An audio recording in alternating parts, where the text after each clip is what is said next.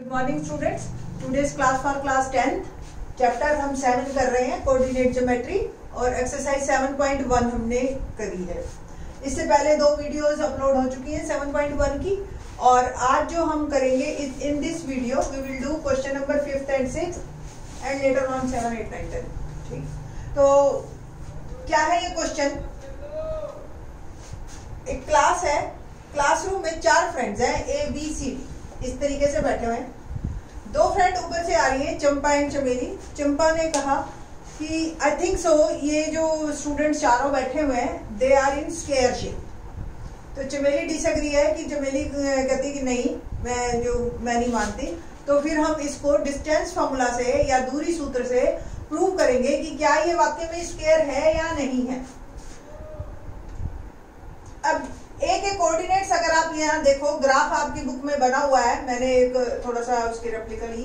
तो ए जो है, ए क्या है? ए के कोऑर्डिनेट्स आप देख रहे हो, ये 3x का है और y का 4 है, तो 3 and 4। सिमिलरली बी के देखें आप तो 6 and 7, ये 6 पे और ये 7 पे। सेम इधर से देखें आप, बुक में देखना आप क्लियरली, आपको विजिबल होगा। 6 and 1 आएगा डी, और सी जो है आपका 9 and 4। नाउ ये हम बराबर ऐसे कर देंगे, ठीक है। तो अब ये हमें चारों चेक करने हैं कि ये स्क्वायर है या नहीं है। तो first of all A B, उससे पहले मैं दूरी सूत्र थोड़ा सा रिकॉल करवा देती हूँ कि we have if we have 2 points x1 y1 और x2 y2, let it be A and B. तो ए बी डिस्टेंस क्या होता है? Under root x2 minus x1 whole square plus y2 minus y1 whole square, ठीक है। अब in this A B, ये जो ए बी है, क्या क्या पॉइंट्स हैं? 3, 4, 6, 7, ठीक है। एक को x1 y1, दूसरे को x2 y2 हम लेंगे। तो क्वेश्चन हमारा हो गया 6 माइनस 3 होल स्क्वायर, है ना, x2 माइनस x1, ये x1 y1, ये x2 y2, ठीक है। x2 minus x1 plus y2 minus y1, 7 minus 4। थोड़ा सा सॉल्व करते हैं। 6 में से 3 गया 3, 3 का स्क्वायर 9, 7 में से 4 गया 3, 3 का स्क्वायर 9, तो रूट 18। और आप इसको 9 इंटू 2 भी लिख सकते हो, और आप इसको 3 रूट 2 भी लिख सकते हो, ठीक है। सिमिलरली हम BC निकालेंगे। B के कोऑर्डिनेट मेरे हैं 6, 7, और C के कोऑर्डिनेट है मेरे 9 and 4, ठीक है। तो ये x1 y1 अब ये हो गया, और x2 y2 ये हो गया। तो 9 minus 6 whole square plus 4 minus 7 whole square, देख रहे हो ना। तो वंस अगेन 9 प्लस 9 और रूट 18 और 3 रूट, ठीक है। सिमिलरली CD के कोऑर्डिनेट C के हैं हमारे 9, 4 एंड D के कोऑर्डिनेट्स हैं हमारे 6, 1, ठीक। तो इसको निकालते हैं हम, ये x1 y1, ये x2 y2। तो 6 minus 9 whole square plus 1 minus 4 whole square, okay. तो ये माइनस 3 का square 9, 1 minus 4, once again minus 3, ये भी 9, रूट 18, और ये आ गया 3 रूट। सिमिलरली AD आपने निकाला, तो AD के A के क्या कोऑर्डिनेट्स हैं? 3, 4, और D के कोऑर्डिनेट्स हैं हमारे 6, 1, और ये अब हम निकाल रहे हैं, ये x1 y1, ये x2 y2। तो 6 minus 3 whole square plus 1 minus 4 whole square equal to 9 plus 9 equal to root 18, 3 root. चारों बराबर है। बच्चे इमीडिएट कहते हैं, ओहो चारों बराबर, हमें पता है कि वर्ग की चारों भुजाएं बराबर होती हैं, या all the sides are equal in a square. तो ये स्क्वायर है कंफर्म नहीं। चारों साइड्स तो बेटा रोम्बस की भी बराबर होती हैं, है ना, सब चतुर्भुज। तो अब आप कैसे डिसाइड करोगे कि ये स्क्वायर है या ये रोम्बस है? उसके लिए आपको डायगोनल्स लेने पड़ेंगे, ठीक है। थोड़ा सा मैं यहाँ पे छोटा सा फिगर बना रही हूँ, जो हमारा ABCD था। तो AC और BD भी डिसाइड करेंगे कि ये स्क्वायर है या रोम्बस है। तो फर्स्ट ऑफ ऑल AC आप निकालेंगे। अगर ये डायगोनल्स आपस में बराबर हो गए तो ये स्क्वायर है, बट अगर ये डायगोनल्स अनइक्वल आए तो ये जो है रोम्बस बनेगा। तो 4 साइड्स इक्वल आते ही आप डिसीजन मत ले लेना इसका, ठीक है। तो AC पहले A के कोऑर्डिनेट्स हमारे 3, 4 थे और C के कोऑर्डिनेट्स 9, 4 थे, ठीक है।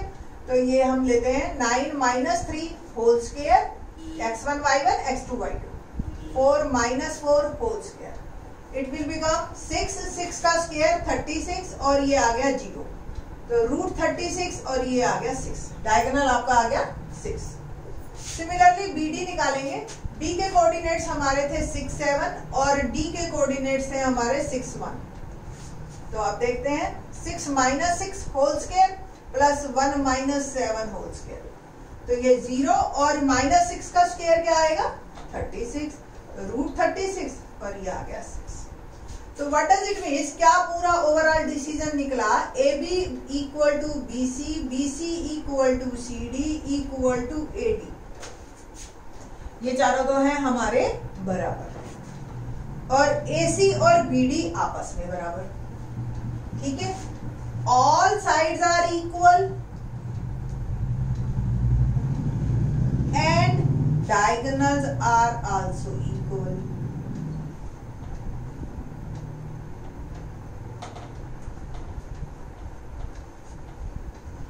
So ABCD is a square, ठीक है। सिंपल आपका ये आंसर हो गया, ABCD एक स्क्वायर है और आपका यहाँ पे क्वेश्चन कंप्लीट होता है चंपाई टाइप, ठीक है।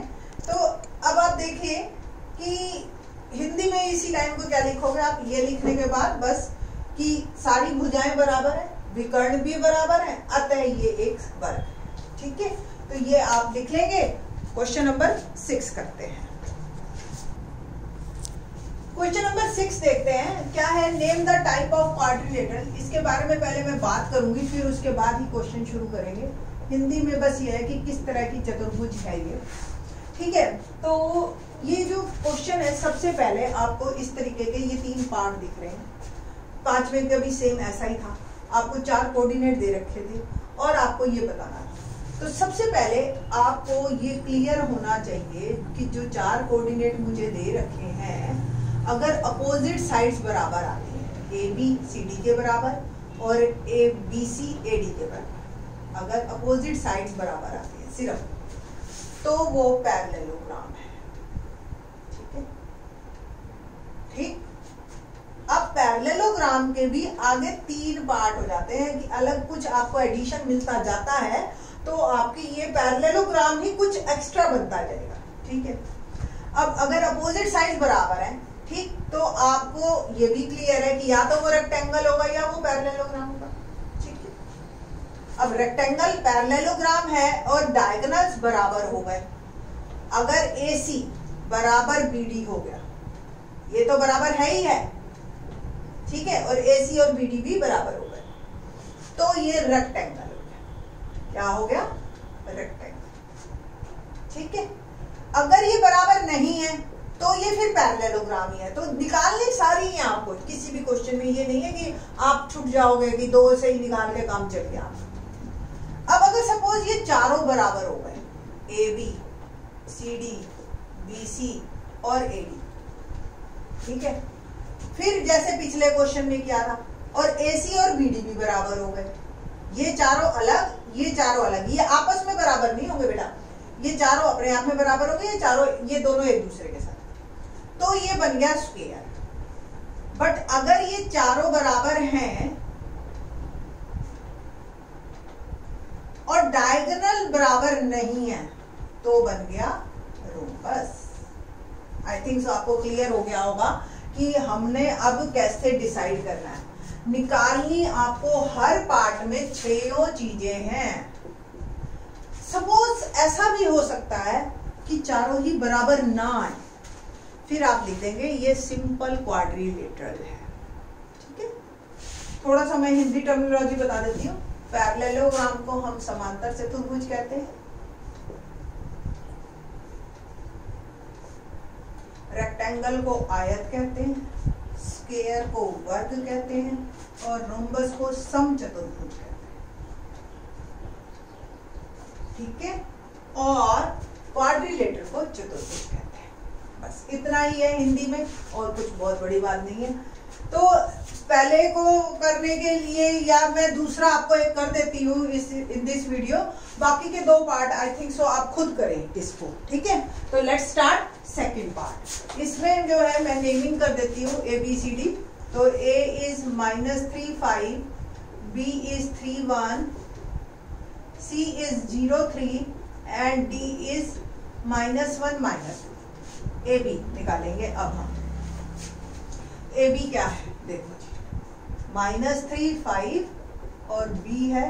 देखो एक बार दोबारा लिखने से कोई ऐसा नहीं है कि आपका बहुत टाइम लग गया या बहुत ज्यादा आपको मेहनत करनी पड़ गई, बट गलती होने के चांसेस नहीं रहते। अब आपने ये लिख लिया ना x1 y1 x2 y2, अब ऊपर देखते कहीं यहाँ ले जाते, फिर यही छोटी छोटी गलतियां करते हैं बच्चे इसमें, ठीक है। तो x2 - x1 फॉर्मूला एक बार फिर से लिख देती हूँ मैं, x2 - x1 whole square plus y2 - y1 whole square.